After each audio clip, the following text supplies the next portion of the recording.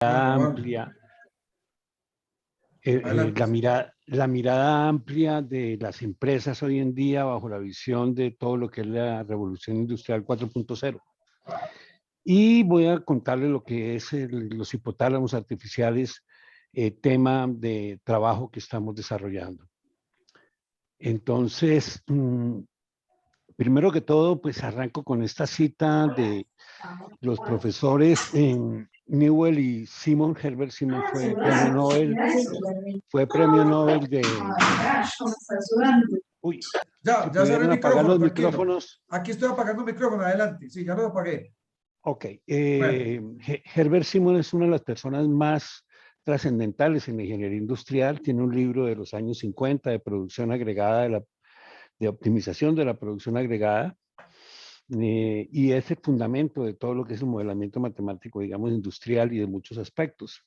Y acá en este libro ellos visualizan, y voy a leer textualmente, de las pocas cosas que voy a leer textualmente, ahora hay en el mundo máquinas que piensan, que piensan, que aprenden y que crean.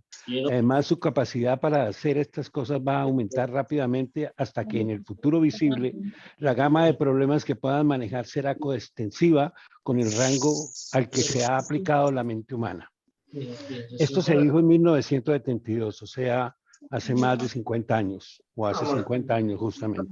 Entonces es muy clave de que hay gente que ha visualizado lo que va a pasar y lo que estamos viviendo en este momento. A mí me parece que el cambio que se va a enfrentar es muy grande y tenemos que ser conscientes de en qué rol vamos a jugar y cómo nos va a afectar. Voy a arrancar hablando un poco de inteligencia humana y inteligencia artificial. Voy a aclarar algunos conceptos. Yo no soy experto en inteligencia artificial, pero básicamente, ¿en qué estamos? La inteligencia artificial nace tratando de, con algoritmos matemáticos, de emular lo que hace la mente humana, con un principio en lo que son las redes neuronales, con mirar una neurona y tratar de armar redes de neuronas que son capaces de simular muchas de las cosas que hacemos, pero que inicialmente no miraban mucho cómo está armado el cerebro. Hoy en día yo diría, o en mi opinión, que el científico más renombrado y de mayor relevancia en este momento es Jeff Hawkins, en todo lo que él está trabajando en la generación de una nueva visión de la inteligencia artificial a partir del estudio de cómo funciona el córtex en el cerebro. Entonces, de él se puede nombrar que fue el inventor de las computadoras portátiles de mano, como aparece ahí. Entonces, él comienza a hablar, aquí tenemos, esto del cerebro, el cerebro tiene más o menos 2 milímetros, y aquí vemos ciertas estructuras que si las miramos con mayor detenimiento, pues tienen una organización, y eso es a lo que él se ha dedicado, buena parte, y su equipo. Él investiga en una compañía privada que se llama Numenta y que está dedicada a investigar todo este tipo de cosas. Y trata de que la inteligencia artificial migre a una explicación más clara de cómo aprende el cerebro humano. Y yo creo que es definitivamente el líder en este momento. Y él comienza a explicar que tenemos pues lo que es una columna, son columnas y diferentes niveles. Tiene un nuevo tipo de neurona que él crea y comienza a analizar cómo son las relaciones entre estas, lo que son las columnas que corresponden a estas verticales que vemos acá, básicamente, y que se alcanzan a ver los layers. Así está organizado el cerebro. Entonces, él comienza a analizar cómo aprendemos y encuentra varias cosas que es real. Primero, que el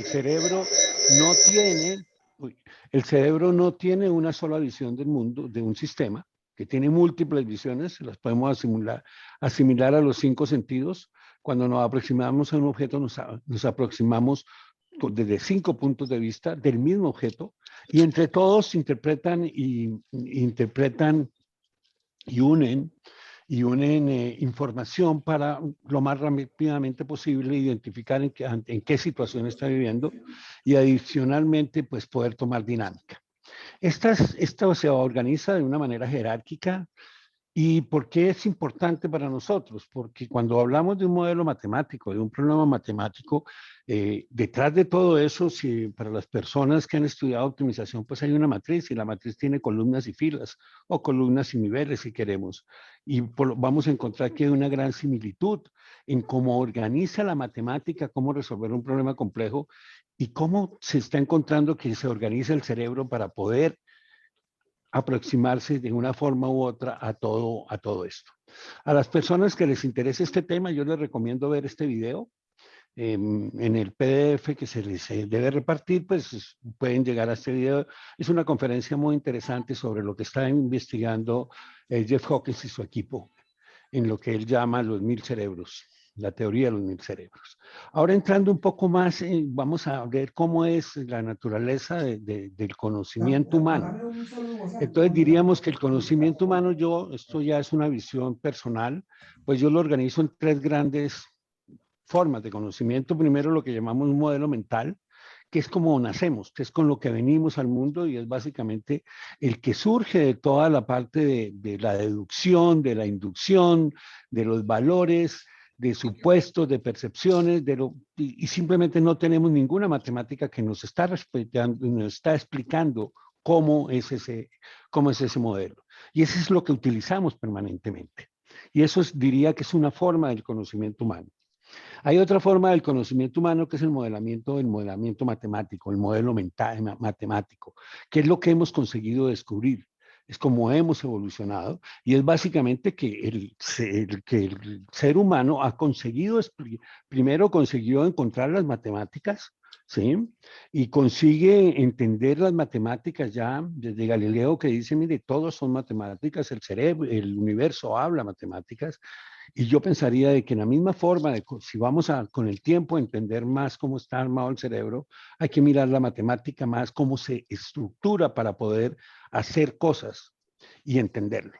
Y básicamente, pues los modelos matemáticos han crecido y están totalmente pegados de lo que es la capacidad computacional que nosotros tenemos para procesar. Y hay otro tipo de conocimiento humano que es el conocimiento, yo llamaría la inteligencia analítica, que es la que es capaz de producir los modelos matemáticos. O sea, no se producen modelos matemáticos espontáneamente, no es algo que sea intuitivo, es algo que se desarrolla en la mayoría de las personas. Intuitivo no es, se puede ser muy rápido para aprender, pero no es intuitivo y básicamente es la forma de producir realmente conocimiento, porque el modelo matemático es simplemente descubrir lo que ya tenemos y acá es poderlo, ¿con qué lo descubrimos? Es con la parte analítica. Desde el punto de vista de inteligencia artificial, mi opinión es que en esto sí hemos progresado muy poco. No pensaría yo que estamos cerca de máquinas que puedan crear conocimiento, ¿sí? Pueden superarnos y ya nos han superado en todo lo que es el modelo matemático del mundo, en entender la inteligencia matemática, fundamentalmente, ¿sí? Entonces, la inteligencia artificial hasta ahora se ha concentrado en desarrollar modelos matemáticos que intenten imitar el funcionamiento de la inteligencia mental. Si vamos y miramos la inteligencia artificial, la que utilizan, la que todo el mundo comenta, la que nos hablan, ¿qué es lo que trata de hacer? Es mira al ser humano y pone el computador a que trate de aprender lo que es el ser humano de una manera similar a como lo hace, o sea, basado en percepciones, basado en procesamiento de datos que no explica, porque no puede explicarlo, no tienen mucho contenido, pero sí hacen las cosas y le permiten, pues, identificar fundamentalmente patrones, ¿sí? Y así hemos llegado hasta este momento. Si a mí me dicen, pues, arrancamos acá, ¿sí? Fundamentalmente comenzó a crecer y hemos llegado realmente a los robots que tenemos, a los robots físicos, que es donde nosotros estamos en este momento, ¿sí? Y estos robots físicos, pues, están sustituyendo fundamentalmente muchas de las cosas que hacen los humanos con ese modelo mental, con esa capacidad, esa inteligencia mental que tenemos de que nos permite montar en bicicleta y le permite a un gran un montador de bicicleta, un gran ciclista, le permite bajar a 100 kilómetros por hora y no caerse y acelerar y frenar y desarrollarse. Él no está corriendo ningún modelo matemático. Y el que es capaz de montar un piloto automático para un carro, no es capaz de manejar el carro con el modelo matemático que él es capaz de pasarle a un robot. Esa es la real situación en este momento. ¿Cuál es el futuro? El futuro es que realmente lo que viene es la potenciación del cerebro propiamente, pero fundamentalmente en la capacidad de cálculo que va a desarrollar. Hacia allá vamos, y no en la capacidad, en mi opinión, en la capacidad de crear realmente conocimiento. No va a descubrir la teoría de la relatividad por ahora, es mi percepción, un robot, pero sí va a hacer los cálculos para que la pueda descubrir un científico. Eso sí es lo que ha acelerado terriblemente, es que ahora tenemos una capacidad de cálculo que no es posible que el humano la desarrolle. No tenemos esa capacidad, o sea, es como si hubiéramos salido incapacitados para montar en bicicleta. No tenemos esa capacidad, por lo tanto no la vamos a poder hacer. No tenemos una capacidad de cálculo comparable a la que hemos sido capaces de producir en las máquinas. Y ahí las máquinas nos ayudan y potencian, y realmente es lo que yo en esta charla llamo, y en lo que estamos haciendo, inteligencia artificial aumentada.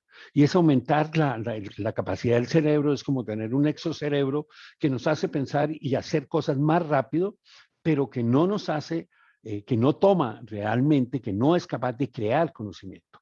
Pero vamos a ver que sí es capaz de tomar decisiones. Esas decisiones que nosotros no podemos tomar rápidamente porque no tenemos la velocidad en el cerebro. ¿Y qué es el hipotálamo artificial? Que es lo que estamos investigando y que es, en mi forma de pensar, lo que ya es viable. Esto para mí, esto ya es realidad. O sea, eh, básicamente es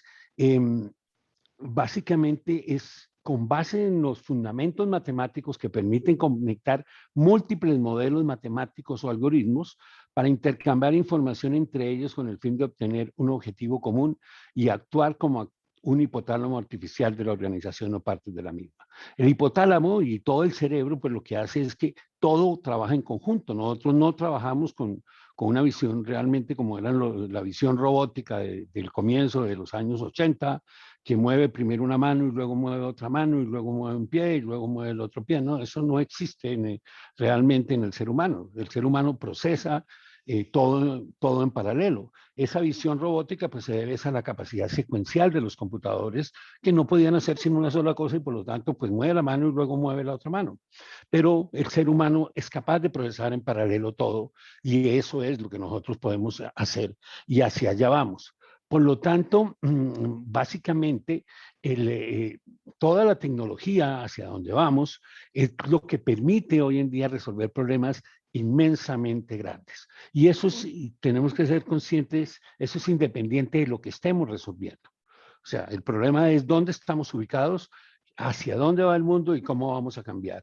Es el mismo problema, es entender dónde fue lo que entendió Corea en los años 85, en el año 85 Corea era como Colombia, como los países básicamente latinoamericanos, y entendieron que tenían que cambiar, y cambiaron. Cambiaron porque entendieron y fueron totalmente racionales en que o se montaban en la tecnología de verdad, así fuera violando conceptos universales, por ejemplo, de la propiedad intelectual, del comercio internacional. Ellos decidieron vamos a crecer y vamos a crecer, y hoy en día pues, es uno de los gigantes asiáticos y de los gigantes mundiales en tecnología.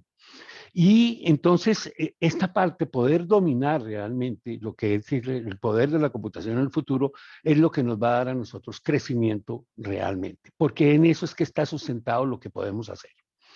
Entonces, esto es lo que venimos trabajando, esta es la idea, y realmente el hipotálamo artificial comienza a ser una unión entre inteligencia artificial convencional, entre mirar el cerebro, entenderlo, y de ahí aprender para, mirando cómo es la parte matemática, ver cómo podemos conseguir esos hipotálamos para las organizaciones fundamentalmente.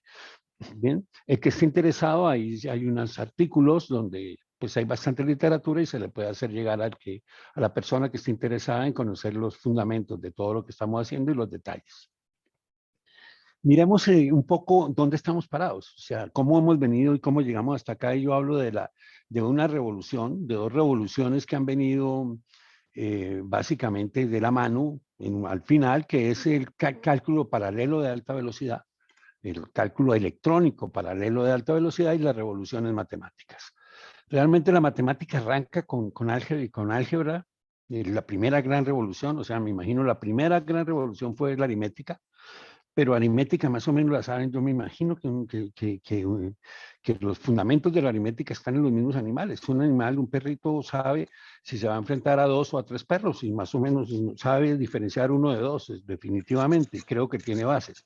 Pero ya el concepto de álgebra es fundamental. Si nos demoramos hasta el año 800, aproximadamente 835, donde este es un iraní, ¿sí? Al-Khwarizmi, que descubre la matemática. Y la matemática a mí me parece fundamental. Es el cambio, es la mayor revolución de la matemática realmente, porque cambia de la aritmética fundamental a ser capaz de expresar el mundo con base en símbolos. Y eso lo ven y eso se valora totalmente. Alfred North Whitehead, que es un físico matemático inglés de comienzos del siglo pasado, pues él dice que el álgebra es el instrumento intelectual que se ha creado para aclarar los aspectos cuantitativos del mundo.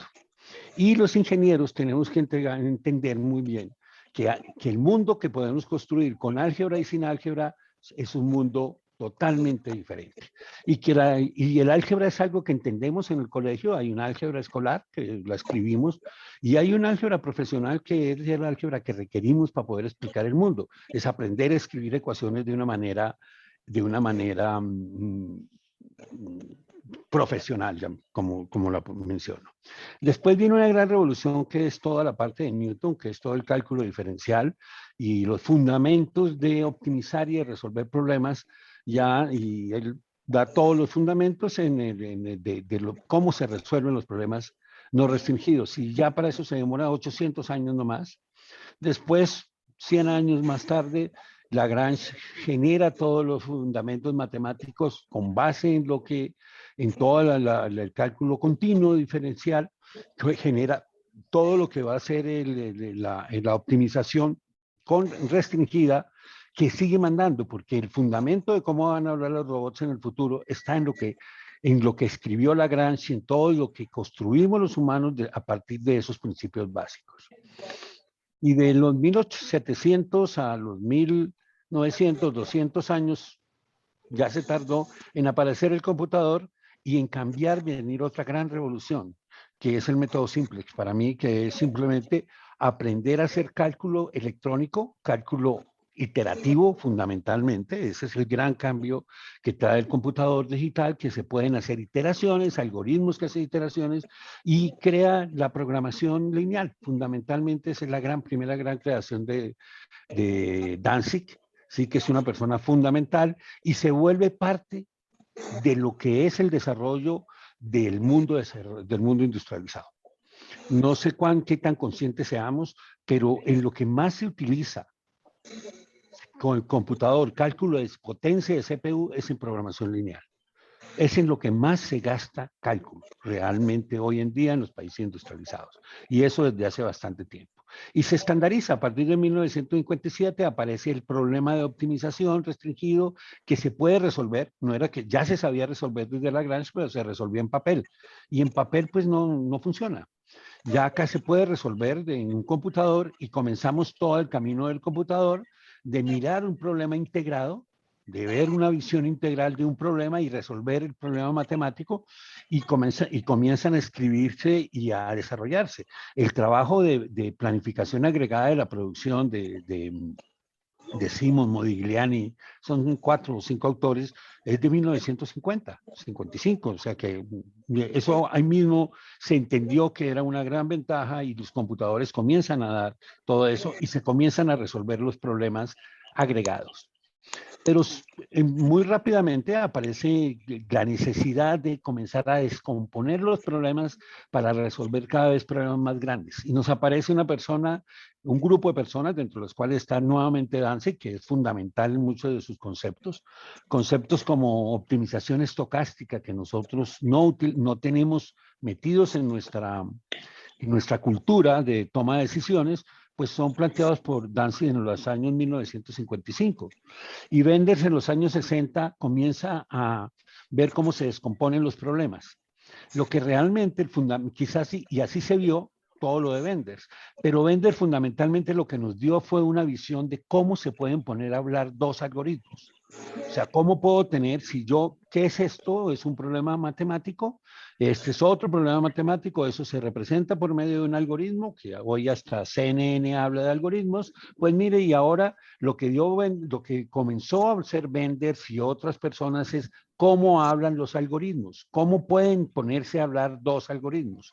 Y así comenzamos a resolver algunas personas desde hace mucho tiempo, 1960, yo en los años 75, 78 comencé a trabajar con Benders y comenzamos a trabajar con esto que es el fundamento de lo que hoy en día se puede hacer. Pero el fundamento de lo que viene ahí es más importante para todo lo que va a ser la industria 4.0, es que cambiamos la visión de un modelo integral de la organización a un modelo descompuesto por partes, atomizado de la organización para entenderla. ¿Sí? Eso era fundamental porque lo que habíamos aprendido inicialmente era a ver la organización totalmente integrada. Y eso es más o menos como ir a donde el médico y que a uno le tomen, ¿sí?, una foto o una radiografía de todo el cuerpo para poderlo decir si está enfermo del corazón o del pulmón o de qué está enfermo. Hoy en día, pues no, yo le tomo y se focaliza y hablamos de la medicina totalmente orientada prácticamente al átomo. Van a haber pastillas que van y matan la molécula que hay que matar porque es mala o el virus, lo que sea, ese es el destino. ¿Por qué? Porque somos capaces de atomizar, de ver las cosas por dentro y de entender las relaciones entre los elementos. Y entonces ya vemos que ese problema integrado lo podemos desagregar, en este caso, por negocios. Esto es una empresa, digamos, de energía que tiene 3 negocios. Posteriormente, muy cerca también, ya cada vez más rápido viene el crecimiento, hay una persona que no es muy famosa y que no se encuentra mucha información de él, pero que en mi opinión sí hace un trabajo que es fundamental, que se llama Tony Van Roy, que crea la descomposición cruzada y es, mire, Benders y Dancy Wolf y los que comenzaban a trabajar, pues podían trabajar en la metodología que cada uno inventaba. Y este señor inventó cómo hablar todas las metodologías con todas. O sea, que consiguió que pudieran hablarse que diferentes tipos de enfoques de cómo descomponer los problemas. Y esto es fundamental porque es lo que nos va a permitir tener después hasta muchos puntos de vista de un mismo problema. Esa visión de Van Roy, ¿cómo tiene que ver con lo que vemos del mundo hoy en día? Es que pues yo ya puedo comenzar a mirar, a mezclar cosas, a ver que esta organización desde muchos puntos de vista, trabajarlos con diferentes metodologías y tratar de resolver con ellas en paralelo un problema. Y lo que tenemos que comenzar a entender es que la diferencia entre evolucionar y no evolucionar es brutal. Sí, acá en azul está no evolucionar. Estos son los tiempos de solución de un problema no evolucionado, o sea, utilizando la filosofía de resolver un problema integrado, ¿sí?, contra resolverlo atomizado. O sea, es otro mundo, es otro mundo. Cambiamos de mundo en ese momento. Por lo tanto, no meterse en ese mundo es quedarse en otro mundo. Ya es comenzar, no es una brecha, es un abismo lo que se está creando. Y todo eso tiene que ver con lo que está pasando en los computadores, porque esa descomposición, ese poder que traemos en la matemática, pues comienza a que en todos los diferentes tipos de procesadores que tenemos, desde CPUs convencionales, GPUs, TensorFlows, Tensor Processors, ¿sí? Pues tenemos metodologías y algoritmos que se pueden correr en todos ellos. Y llegamos a los minicomputadores que caben en una mano, en los cuales yo puedo hacer tecnologías de gran escala y ya trae múltiples procesadores y todo eso. Y esa es la realidad y eso cuesta $100. menos, originalmente cuesta $70. Entonces, y en $70 eso yo lo puedo poner en mi bicicleta y por lo tanto, en mi bicicleta tiene Wi-Fi, por lo tanto puede hablar con mi Bluetooth y puede hablar y puede recibir mensajes mientras yo estoy andando y yo podría tener un computador que me ayuda a manejar la bicicleta y que me está diciendo qué es lo que debo hacer si yo tengo toda la información. Y obviamente vienen los computadores grandes y todo lo que es la computación cuántica que va a traer un cambio realmente alarmante. ¿Sí? Es un disparo, es un cambio de nivel de energía, llamémoslo así, de nivel de capacidad de cómputo, cuando esté totalmente libre, cuando realmente sea comercial. Todavía no es totalmente comercial, pero ya se venden, ya hay gente que tiene computadores, Google, diferentes IBM, todos están trabajando en eso y la diferencia va a ser realmente alarmante. ¿Y por qué nos afecta tanto? Esto, pues, puede golpear, puede no ser cómodo, pero esta es la verdadera historia de la habilidad matemática de los ingenieros, de lo que nosotros hacemos. Fíjense que nosotros en el colegio aprendimos álgebra y vemos álgebra en los primeros años de la universidad. Y llegamos al punto más alto, llamémoslo de la matemática convencional, que es el cálculo avanzado, pero luego cuando nos vamos a trabajar terminamos utilizando Excel. Y esto desafortunadamente es duro y lo digo claramente, ¿por qué? Porque es donde estamos parados. Sí, por eso es que, mire, hacemos cosas que no estamos compitiendo, independiente de lo que digan. Y cuando comenzamos a competir y a mirar esto con el crecimiento de la computación, esto está en escala logarítmica, pues vemos que esto no tiene nada que ver y esto va a ser más o menos la diferencia.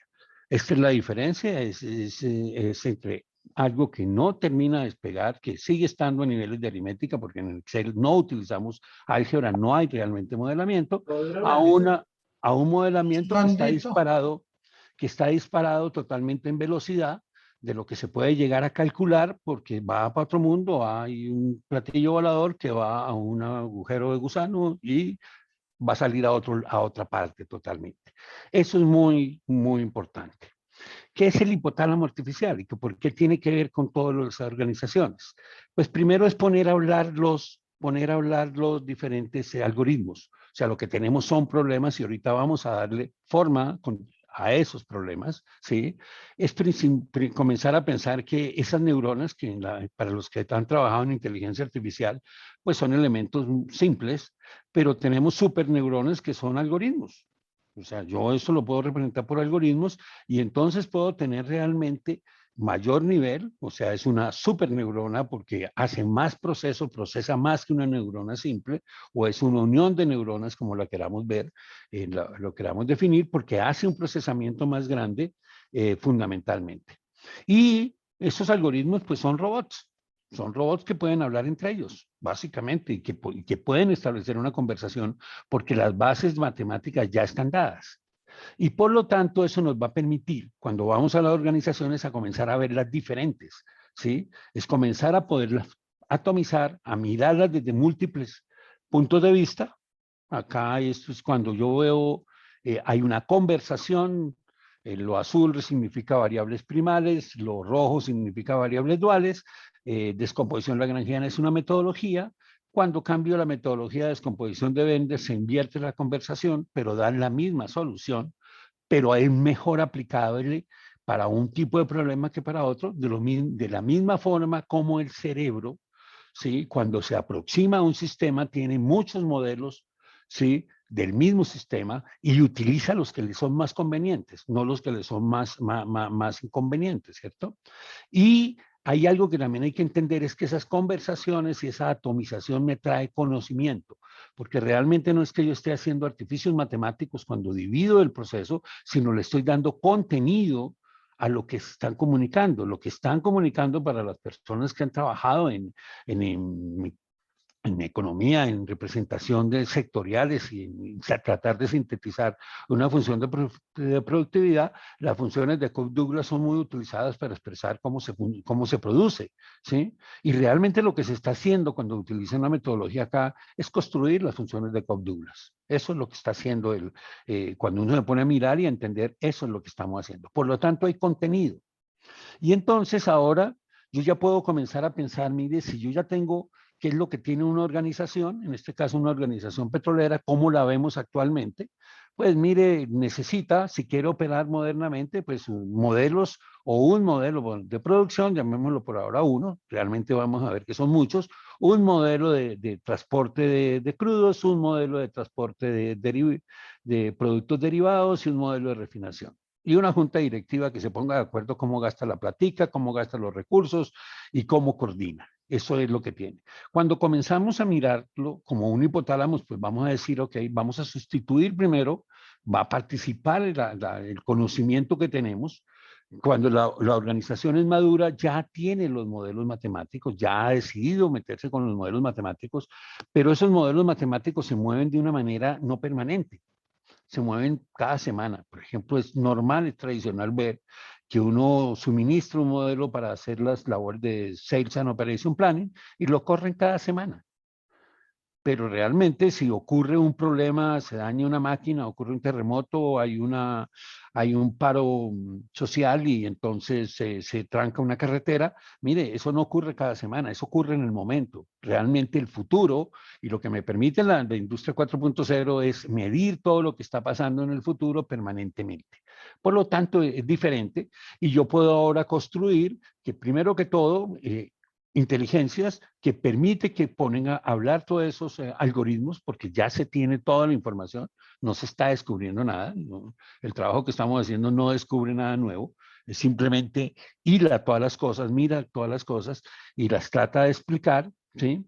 Y entonces vamos a tener que yo puedo manejar mis múltiples negocios con un concepto en que tengo múltiples superneuronas, ¿sí? Una red ¿sí? De superneuronas que me están alimentando los diferentes negocios en los cuales yo estoy metido. Y entonces, cuando yo aplico eso a una empresa, pues yo la puedo comenzar a dividir por regiones, por negocios, por funciones, ¿sí? Y eso fue lo mismo que vimos de cómo se organiza el cerebro. La gran diferencia entre lo que cómo se organiza el cerebro es que no sabemos, buena parte del trabajo de Jeff Hawkins es tratar de entender cómo se organiza el cerebro en tanto que cuando utilizamos la matemática de cómo se modela una empresa, de cómo se modela un sistema cualquiera y el mismo de uno, podría ser, esto está definido, esto yo no lo defino, esto lo define la matemática, esto lo define cómo se debe hacer para que eso funcione. Por lo tanto, presumiblemente, así como Galileo Galilei decía, el universo habla matemáticas, presumiblemente el cerebro humano también habla matemáticas, está estructurado de la misma forma. ¿Sí?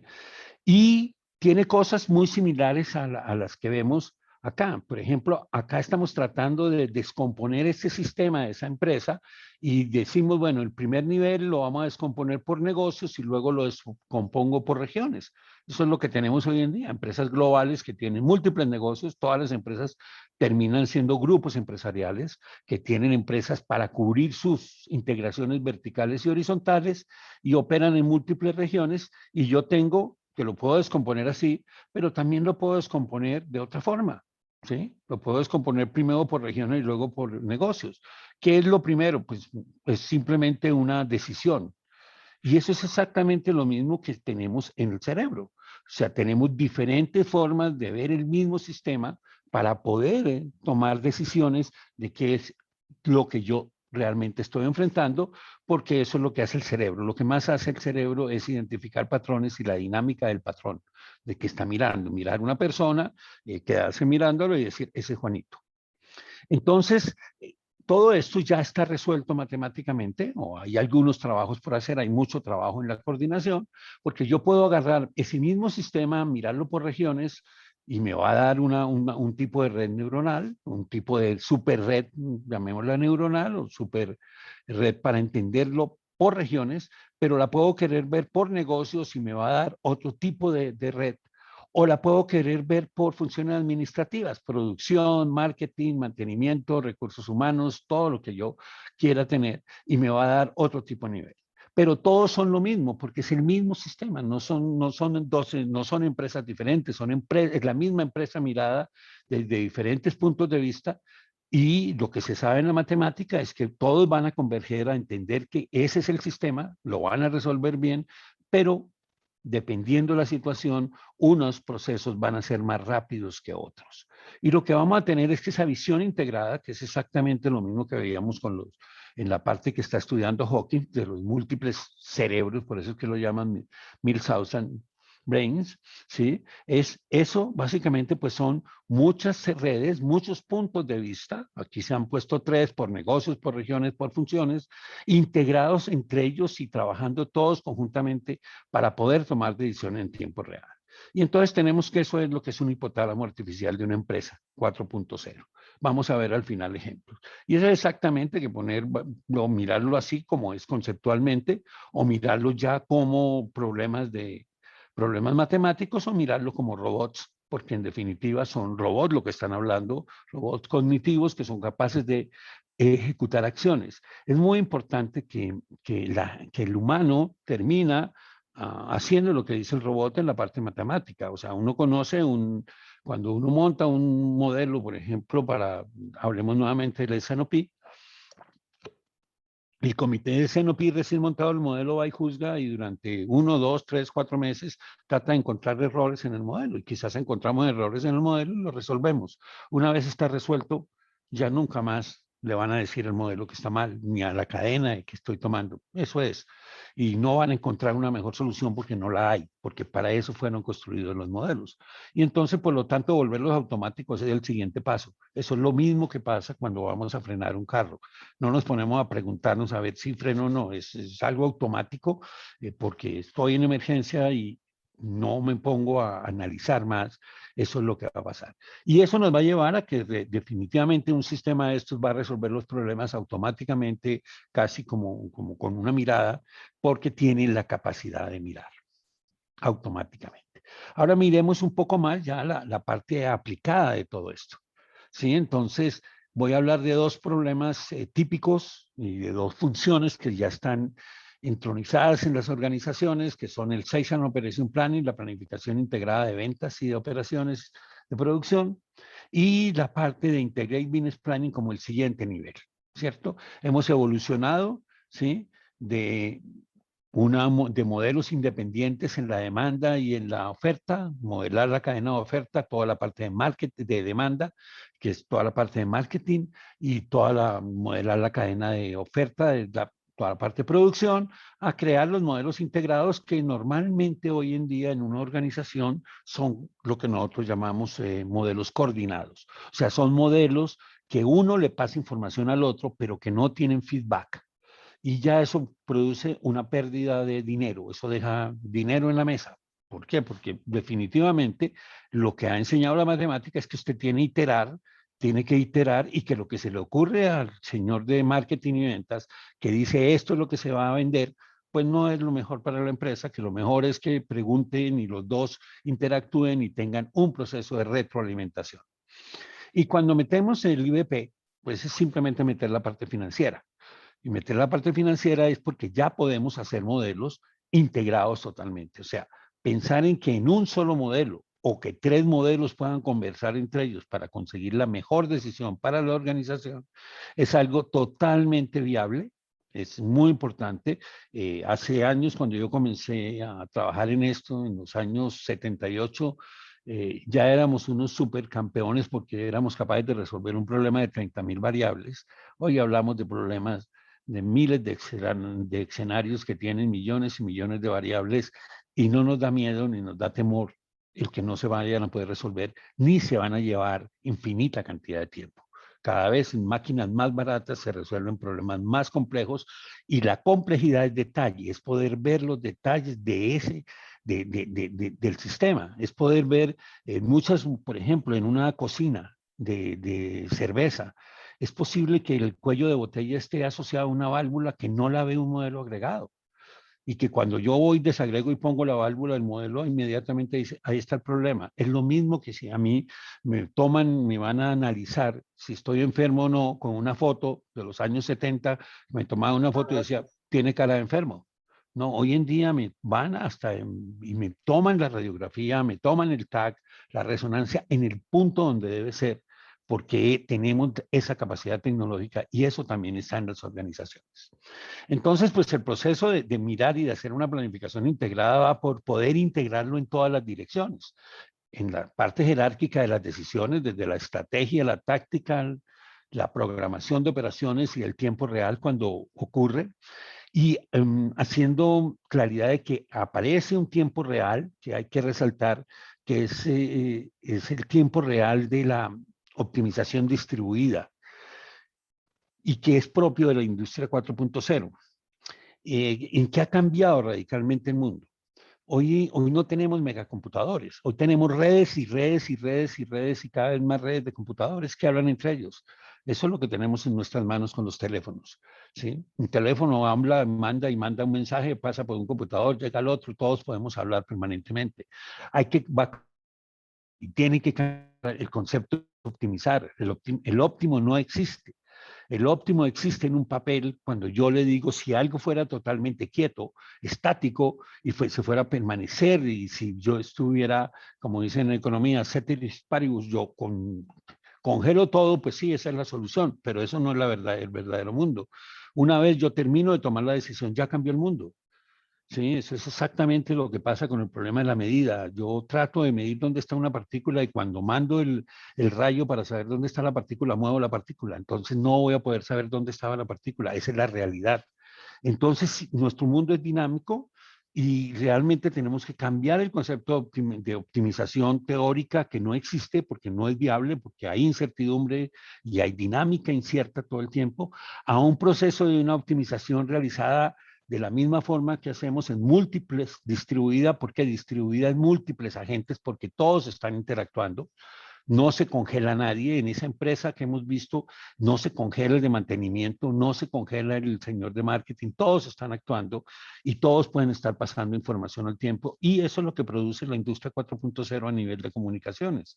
Tenemos redes de datos que se comunican entre ellos y vamos a poder tener todo, vamos a poder tener diferentes tipos de modelos para diferentes jerarquías, con diferentes visiones del espacio, con diferentes visiones de los negocios y con diferentes funciones que cumplen los modelos. Esto es, por lo menos por nuestra concepción, los elementos básicos que puede tener un sistema de soporte de decisiones actual. ¿Sí? No es un modelo matemático, son muchos modelos matemáticos lo que requiere, eso ya lo saben las organizaciones, ¿sí? Ya saben que no, mire, que yo yo no voy a comprar el modelo matemático, yo tengo funciones que cumplir y cada función la puedo apoyar en matemáticas, yo tengo que cumplir realmente las funciones de comprar, de producir y distribuir, y para eso requiero 3 modelos y uno de ayuda aquí se llama Available to Promise, que une la producción con la distribución, pero estos son los modelos que van a operar, pero yo necesito metas, entonces necesito la parte táctica y entonces necesito el Sales and Operation, la función Sales and Operation Planning, y entonces, pero también necesito hacer la estrategia porque es que el próximo semestre tengo que tomar decisiones de si crezco o no crezco, qué voy a hacer, qué voy a cambiar, tengo políticas de inventario y aquí tengo la parte de producción y por el otro lado tengo la parte de demanda, modelos para conocer el cliente y conocer la competencia, modelos para tomar decisiones de cómo invertir los recursos y modelos de acción sobre el cliente que son básicamente todo el manejo de precios, todo el manejo de portafolios de ventas, ¿sí? Y el balanceo de inventarios. Esos son modelos. Eso es un sistema de soporte de decisiones. Eso ya existe, ya lo sabemos, pero lo movemos a mano, lo mueven los humanos a mano. Lo corren, lo miran, autorizan y siguen, ¿sí? Y tenemos que cambiar esa visión de que un problema matemático donde yo tengo muchos modelos, ese es un sistema ya de soporte de toma de decisiones, que eso ya es algo que en los años 90 pues se entendía que era así y ya era una costumbre, a un sistema integrado de optimización distribuida en tiempo real que utiliza muchos modelos, ¿sí? Y que están hablando permanente entre ellos porque es que el ser humano no actúa en una dirección y en la otra no en un momento dado. Y entonces esos modelos también hay que coordinarlos. O sea, la visión de que hay que coordinar es que hay que coordinarlo todo. Al ser humano le toca coordinar todo. No es que coordine una parte y estoy cansado y la otra parte no la coordino, ¿sí? Entonces, todos esos modelos influyen uno en otro, porque si yo voy a abrir una planta el próximo año muy grande, pues eso me está afectando la producción de este año, me está afectando si yo voy decido hacer una inversión para capturar una zona y voy a invertir para aumentar mi market share en determinada zona, pues eso me va a terminar brindando, me va afectando cómo debo diseñar la cadena para cubrirla, cómo debo producir, cómo debo trabajar. O sea, que todos los modelos están integrados, ¿sí? Y que van a ir cambiando también debido a la potencia de las máquinas, la forma de hacer las cosas. Esta es una forma típica de hacer la parte de hacer la parte de Sales and Operation Planning hoy en día. ¿Sí? Hay tres modelos, estos modelos que producen información. El modelo de precios dice, yo creo que voy a vender a esto y que me van a costar las materias primas esto. El modelo de ventas que dice, yo voy a vender esto, y el modelo de mantenimiento que dice, esto es lo que yo voy a mantener. Se lo mando al modelo de producción y él le manda lo que le resulta al modelo financiero. Todo va en estas direcciones. No hay feedback. Y el señor financiero hace un feedback a mano, entonces dice, no hay plata. Entonces vuelvan a cuadrar eso a ver cómo nos va. Hoy en día, esa visión de quien trabaja con esto cambia a que es posible y que es necesario tener, hay muchos sistemas que están interviniendo, el de energía, el de mantenimiento, el de distribución, el de compra, recursos humanos, el financiero y el de marketing y ventas, y todos tienen modelos, todos tienen una representación, y eso es lo que es el IBP realmente, es la visión integrada de toda la organización para poder tomar decisiones que están integradas. Entonces vamos a ver que el estado del arte también implica que hay más funciones que apoyar en los robots que podemos tener, y nuevamente pues todo eso, esos sistemas hay que coordinarlos, y esa parte pues es otra visión del mismo del hipotálamo artificial y del cerebro de la organización, porque es que la organización sigue siendo la misma. Todas lo que hemos visto es la misma organización, desde diferentes cosas que tenemos que preocuparnos y que coordinar, porque sigue siendo la misma organización. O sea, no tenemos una organización para hacer el Sales and Operation Planning, ni otra organización para hacer la expansión, ni otra organización para organizarme por negocios. No, es la misma organización, es una sola. Y entonces todo eso se va a tener que unir. Y se tiene que unir para que sea coherente, porque ahí sí no podemos tener que el pie derecho sí avanza para la izquierda y el izquierdo para la derecha, porque me caigo. Eso así no tengo que ser coordinado, y entonces todo tiene que estar entendido. Un ejemplo fácil para cerrar de lo que esto implica, miremos cómo es el problema de distribución, de despacho de camiones tradicionalmente. En cada tipo de negocio de transporte, pues esto cambia, tiene muchas variantes, pero básicamente diríamos que podemos tener que este es un enfoque tradicional. Hay un despachador en alguna oficina y que controla y que despacha los camiones. Y a las 8 de la mañana o a las 12 de la noche prepara todo lo que va a salir, si es un operador logístico, a dónde van a ir a recoger esto, y ya le dice y comienza el proceso, y a las 8 de la mañana comienza a salir los camiones a lo que sea, ¿sí? A repartir, a hacer carga masiva, a paqueteo, lo que sea. Y se fueron, pero ya sabemos que lo primero que pasa es que a los 5 minutos de haber salido, pues el tiempo de viaje estimado, pues no es el tiempo de viaje que va a ocurrir, porque ya sabemos que pues todo cambia. ¿Cómo es la situación en la industria 4.0? Pues que existen unos sistemas que entran en juego y que ya son viables y que todos tenemos acceso, que son los sistemas de tráfico, de información de clima, de tráfico y de congestiones, y de cómo está todo el tráfico, y Waze también, que son sistemas de información, de big data, que me están ayudando y que los pueden ser accedidos por cualquiera de los camiones. Entonces, ¿dónde está la optimización? ¿Qué es lo que va a ocurrir? Pues que un camión sale con una ruta, y cuando llega, presumiblemente, digamos, pues a donde el primer cliente, ¿cómo llega? Pues por lo que le diga Waze. Sí, digamos, él llega donde el primer cliente, pero cuando llega donde el primer cliente, él ya le puede preguntar a Waze qué piensa Waze de lo que va a pasar en el resto del día, y él puede cambiar su ruta, porque su ruta no se había dado cuenta de que no tenía previsto de que a las primeras horas había una cola, y entonces ya va a llegar a otra cola que no debe llegar, y va a cambiar el orden y va a hacer cambios. Pero eso va a ocurrir con todos los camiones. Eso va a ocurrir en cada camión. Por eso la optimización es distribuida. El problema que tiene acá el despachador normalmente, técnicamente se llama un problema tipo BRP, ¿sí? Que es el problema de planificación del el Vehicle Routing Problem. La asignación de los camiones a los clientes, a las rutas de clientes, ya eso es lo que hizo este señor. Ese es el problema BRP. Pero cada problema en cada Los camión protocolos. tiene otro tipo de problema que es el TSP, que es el Travel Salesman Problem. Y es simplemente qué ruta voy a hacer para atender los clientes que me mandaron.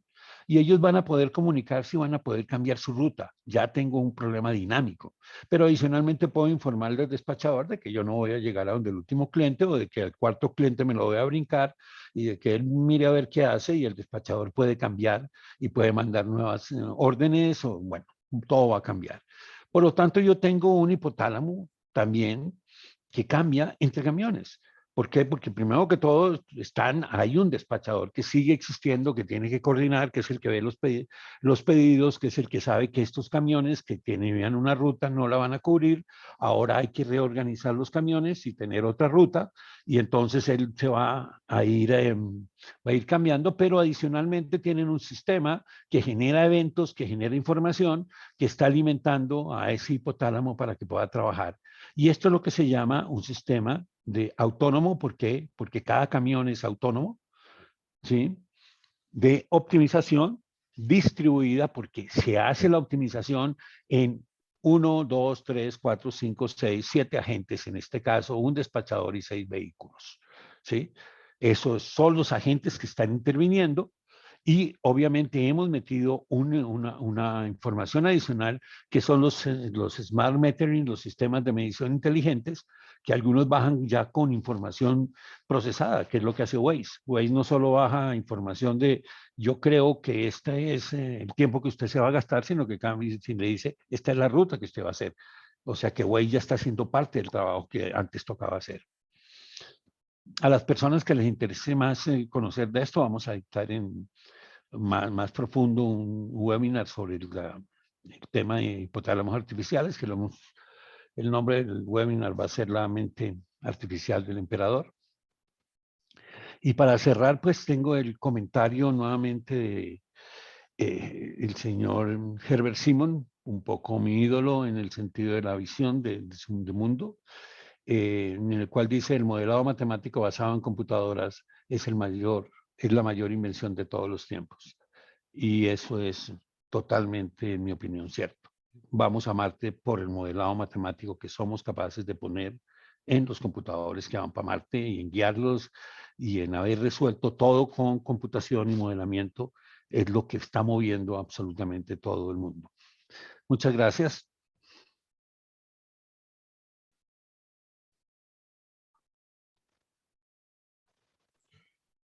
Doctor Velázquez, ¿me escucha?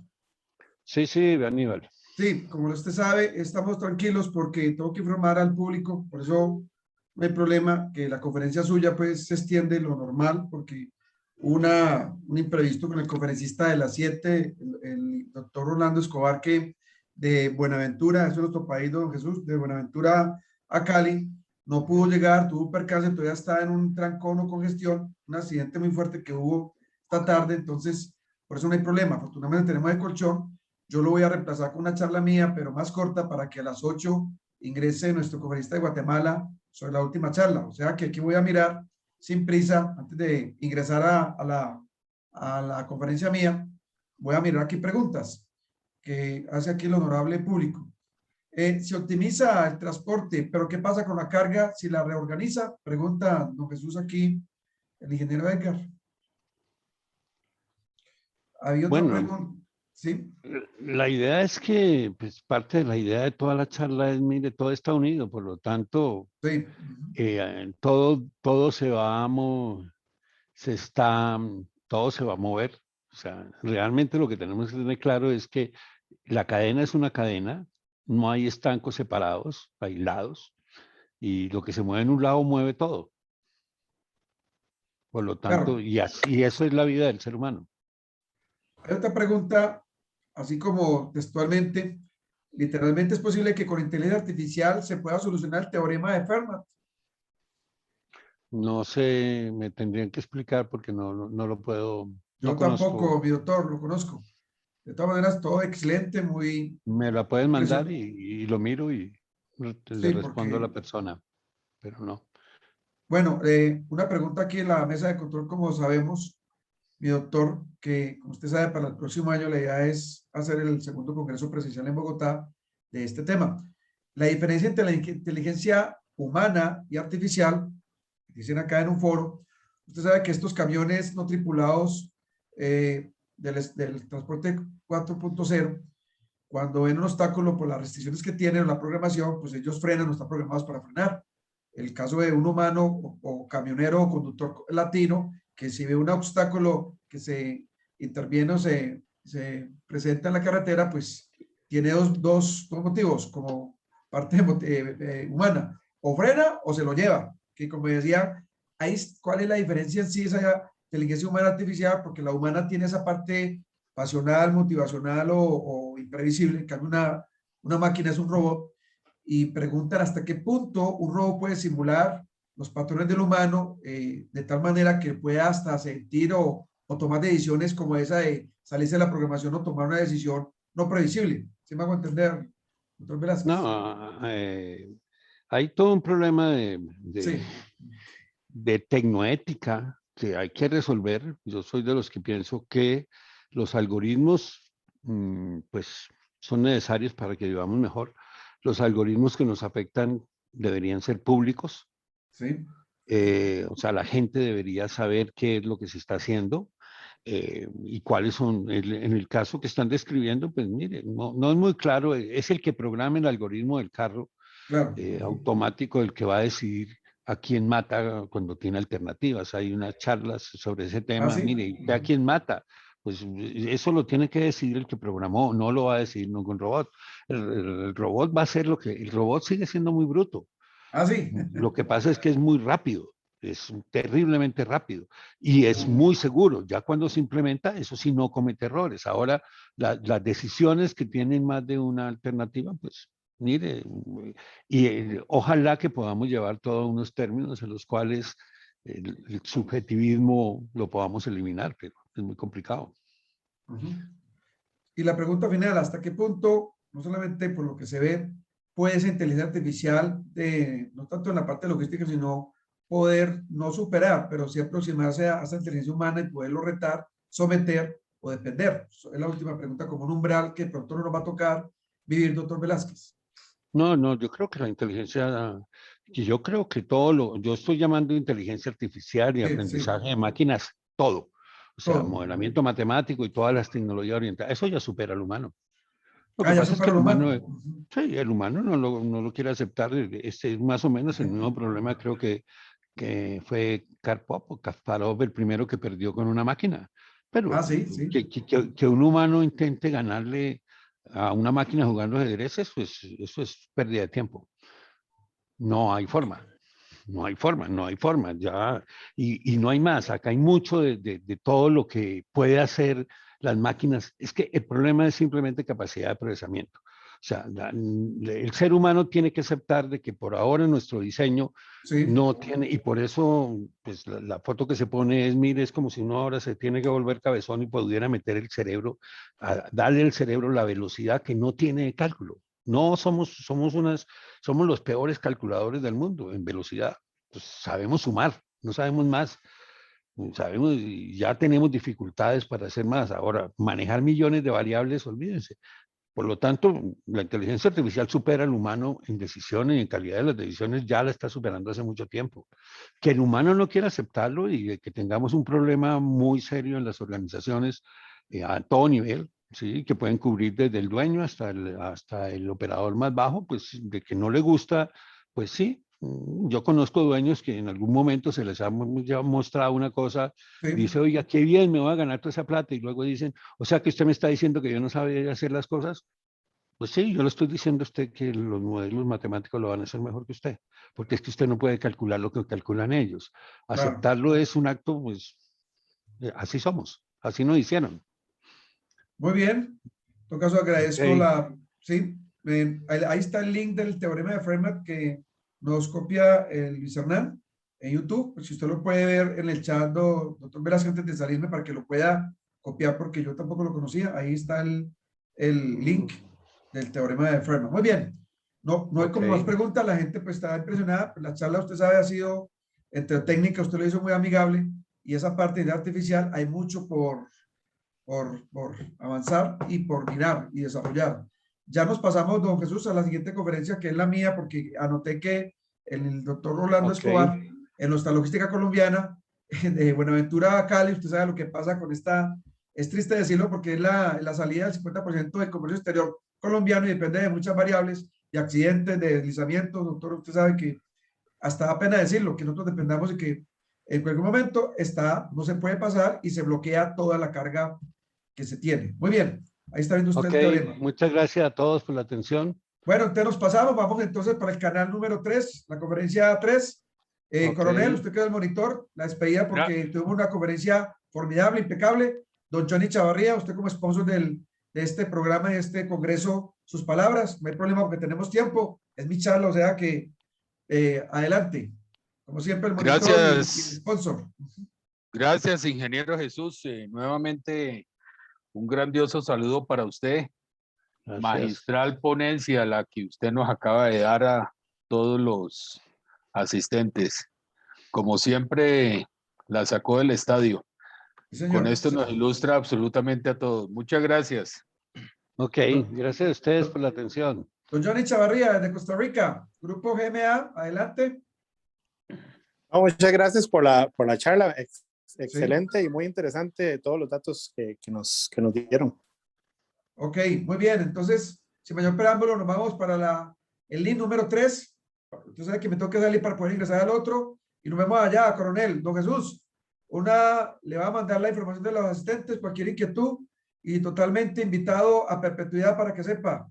No es que yo le tenga mucho, sino que usted hay que darle en vida, como dice coronel, reconocimiento a las personas que han desarrollado y que yo puedo tener mucha experiencia, pero me quito el sombrero y usted lo sabe, don Jesús. Aquí somos logísticas, pero usted es un científico y hay que reconocerlo, no coronel, porque las cosas hay que decirlas de frente y en vida, ¿o no? Por eso nuestra admiración. Señor, completamente de acuerdo. Don Jesús es muy noble y muy honesto. Jesús, usted la despedida y la bendición para todo este grupo de logísticos apasionados que estamos acá en este congreso hasta ahora.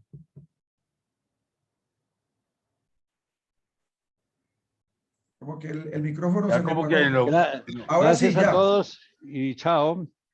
Muy bien, hasta luego. Nos vamos. Que estén bien, chao.